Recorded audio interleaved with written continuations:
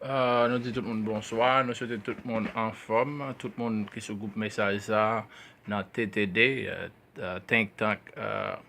démocrate, nous disons tout le monde ça bonsoir. Thème nous avons aimé discuter dans la vidéo, ça les cas prend 5 minutes. Nous avons souhaité au fond de temps et puis faire commentaire en bas vidéo, alors regarder, lire, idée pour vision. Vision an nou wè pou demokrasi ta ateri nan peyi avèk devlopman jan notable ya, paske sa son ide personel, se pa yon ide kom si mwen vle met nan tèt ou, kom si ou vle ou obje brel kon gen sa ridon, men nou ta remen ido sou li. Si Haiti ta gen yon gouverneur nan chak departman yo, pou yo etire tout responsabilite sosyal yo sou depite avèk senatèr, sa wapanse de sa, paske nou kwa ke si gon gouverneur, la gen plis akse a ke tout moun rive jwen paske gouverneur ap veni avèk yon budget pou departement, pou fè departement devlope a sa manyer ou a sa fason. E pi nou kwa ke si moun nan veni avèk yon vizyon ou vote kom gouverneur, lap ka devlope edukasyon, lap ka devlope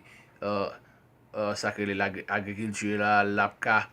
fè yon budget pou departement, pou ke tout moun ka jwen, pou ke vil la ou bien departement kote moun nan soti ya, li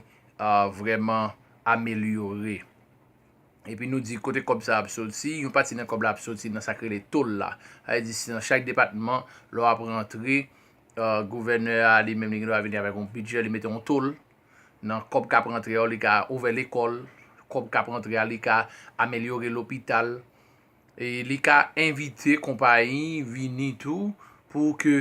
devlopman fet nan zon nan, kreye travay nan zon nan, ke tout moun pal centralize ou nan Port-au-Prince. E pi,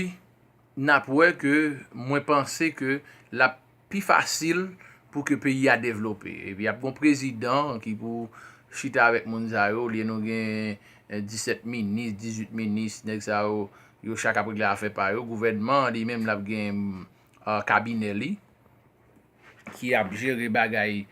gouvernement, kap ekri, kap fe budget nasyonal, pou ke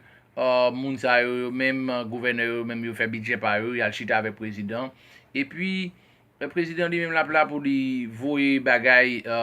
bil nan Senat, nan Senat pou pase sal genye pou l'pase,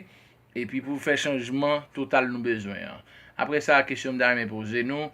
ki sa ki fe nou pense, ki sa a pa de edukasyon nou? Eske nou pa pense ke se paske paran haisyen an ti jan demisyoner, cause de la mizer, ke jen fi, jen gason abye, jen ou vle bagen ken moun ki di yo anyen, e pi sosyete ap degringole, eske se pa paske nou gon paran aktuelman la ki demisyoner? Sa an da remon fè kek komantè sou li, e pi pou di nou kote jeunesse la pou ale, a pa de mkwen ap diskiton tem la ki se bibliotek, ki vreman interesant, ki jen yo ta adou li tou, men eske paran li menm li pa gon rol li te kon jwe, le mwen mabon nou te pi jen, ki pa jwe anko, ki pa gen kesyon pose, moun nan entre lèl vle soti jan vle, e pi la biye jan vle, pa gen moun ki mande l kote sa soti, eske se pa paske la mize avèk tip de moun nou gen teke dirijan, ke mpara ge tout chala sou dirijan, mla ge sou paran ou tou, ki fè nou gen sosyete de jen sa yo koun ya. Mwen pat fè anken komantèr sou bibliotek la, men mwen tap suiv, c'était un thème qui est vraiment intéressant. Ou même si vous voulez faire quelques commentaires sur vidéo ça, venez avec opinion pour, tant que nous parler des gouverneurs dans chaque département qui sont pensés. Et puis, éducation, nous connaissons assez clé. Est-ce que parents haïtiens ou pas des missionnaires, tout ce qui fait nous gagner jeunesse ça? Après ça, question de poser, sans penser que pour nous tacoler les épaules nous ensemble, pour nous ouais, ce que tout l'autre pays qui fait partie Amérique là, yo voté, et puis nous-mêmes nous pas qu'à voter. Est-ce que nous pas d'aller coller les épaules nous ensemble pour nous faire, pour nous recevoir, pour nous joindre droit nous avec devoir nous pour nous qu'à faire comme citoyens qui vivent à l'étranger, tant que tout notre peuple, yo, les élections moi, péruvien, équatorien, brésilien, portugais, tout le monde ça a voté aux États-Unis, yo compté vote par yo pas ici, et puis pour que ça a changé. Nous avons souhaité que au ban nou ido dans vidéo ça n'a posté li, et puis na ba nou ide, na fait commenter en bas li pour nous sa conversation. Ça c'était le classique Don qui c'est Alfred dans yon ti chita parler.